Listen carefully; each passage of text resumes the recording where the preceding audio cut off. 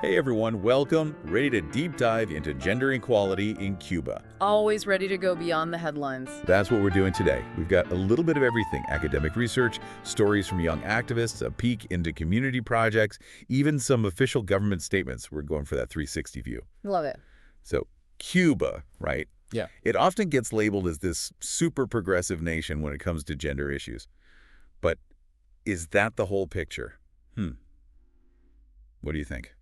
It's interesting, isn't it, how perception and reality sometimes, well, clash. That's why I think diving into this mix of sources you've gathered is key. Absolutely. Okay, so let's throw some numbers out there, shall we? This research paper we have, La igualdad de género en Cuba, concepciones, valoraciones y prácticas.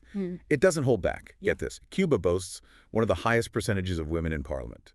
Globally, not just regionally, which is always important to point out. Exactly, globally. And it's not just politics either. We're talking the high numbers in education, healthcare, really across the board. Yeah, you see those stats, and it's easy to think, wow, case closed, Cuba's got this figured out. Right. Mission accomplished. And to be fair, their laws and policies are definitely progressive, but there's always a but, isn't there? This research, it kind of pokes some holes in that perfect picture. Okay, I'm intrigued. Lay it on me. What's the hidden tension here?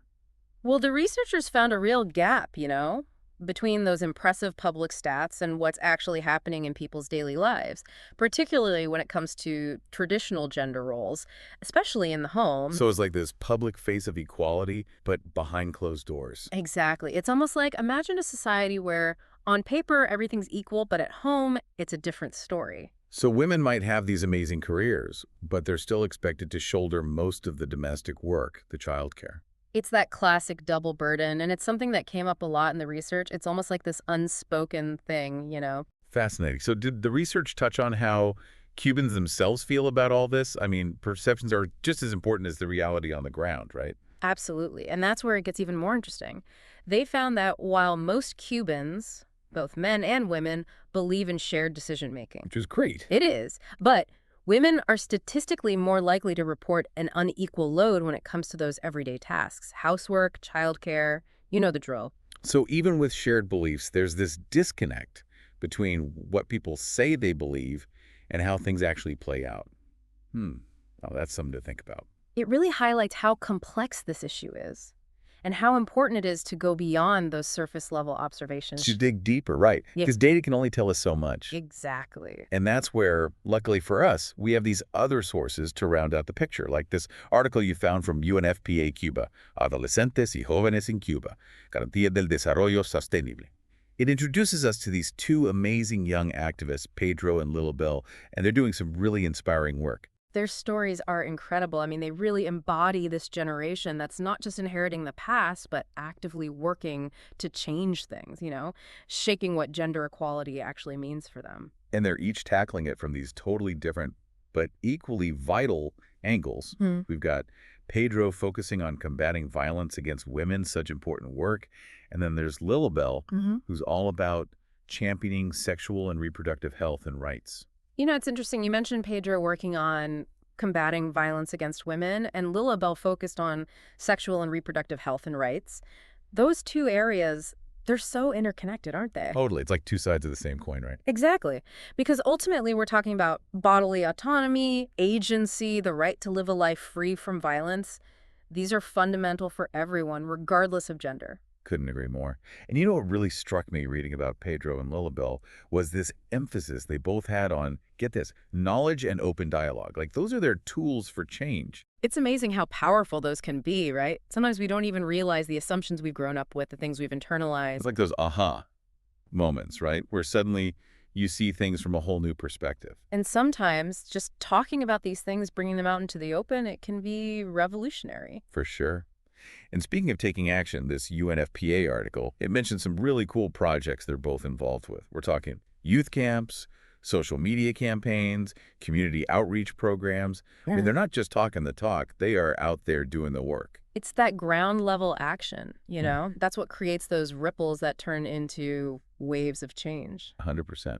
And speaking of action and impact, you know what else we have? This Cuba Horror piece, Jóvenes por la Equidad Social en Cuba. It zooms in on how this youth activism is making a real difference, like a tangible difference. And I think what's so inspiring about this article is that it showcases how these projects are really tackling these multifaceted issues head on. We're talking gender-based violence, sexual reproductive rights, access to information, and they're all interconnected. It's like they're connecting the dots, right? Yeah. Showing how inequality in one area impacts everything else. Exactly. And even more inspiring, they're finding ways to involve different generations in this process to bridge that gap. Love that. Okay, ready for some highlights from this piece? Always. Okay, so we've got Articulación Juvenil por la Equidad Social. Basically, they're training young people to become these amazing advocates for gender equality, going out there and making a difference in their own communities. I love that. Empowering the next generation of change makers. Yes. And then there's Cimarrones. It's a collective of women promoting a socialist feminist perspective. And, this is key, challenging those deeply ingrained stereotypes we talked about earlier. Cimarrones is so important because it provides this space, right? A space for women to connect, share their experiences, and build solidarity. And that sense of community, it's crucial for driving any kind of social change. So true. It's about raising each other up and amplifying each other's voices. Yeah. Okay, and for our final act, we have Humanidades Digitales.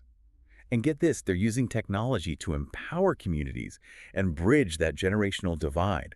How cool is that? It's like turning challenges into opportunities, using the tools at your disposal. And I love this example from the article. It's a project called Mapa Verde. Basically, they're creating these digital maps led by young people to quite literally put their communities on the map, you know. I love that. It's all about giving these communities a voice, Yeah. a visual voice in this case, and connecting them directly with local governments, making sure their needs can't be ignored. It's brilliant. Talk about using technology for social good, giving a platform to those who might not otherwise have one. It's about democratizing information and empowering those communities to advocate for themselves. Exactly. And, this focus on showcasing progress, it reminded me, we also have those official government statements in our sources today. Oh, right. It's like they knew we were coming with all this amazing community-level stuff because they definitely wanted to showcase their progress on the international stage as well. Right. This article from the Cuban Ministry of Foreign Affairs website, Cuba mostró encefal avances en la igualdad de género, it talks about how Cuba basically showed up at this ISILAC meeting, with receipts, highlighting all of their achievements in gender equality. And they had a lot to talk about, too. I mean, impressive stats about female representation in government, high levels of education, workforce participation, access to healthcare. It paints a pretty rosy picture, right? It does. Yeah. But, and I think it's important to acknowledge this, even with all this progress, there are still those gray areas. Exactly. And that's what makes these deep dives so interesting, right? Because we're going beyond those headlines, beyond those official narratives, and asking those tougher questions. Like, what about those areas where gender disparities might be less visible? Or where collecting reliable data is a challenge in itself? Right, exactly. It's about making sure that we're not just looking at the surface, but really digging deep. And I think that's a good place to leave it for today. It is. Yeah. Because it leaves people with things to think about. And hopefully encourages them to keep learning, too. Exactly. So there you have it, folks. Your deep dive into gender equality in Cuba. I hope you enjoyed this deep dive, all this talk about Cuba. We covered some really impressive advancements, but we also talk about some of those persistent challenges. And of course, we couldn't forget the incredible work being done by young people to create a more equitable future. They're the ones leading the way, that's for sure. Absolutely. And if there's one thing to take away from all of this, it's that there's always more to learn, always more to question, and most importantly, more to discuss. So what resonated with you today? What questions are you still grappling with? Keep those conversations going. Keep that curiosity alive, because the deep dive doesn't end here. Until next time.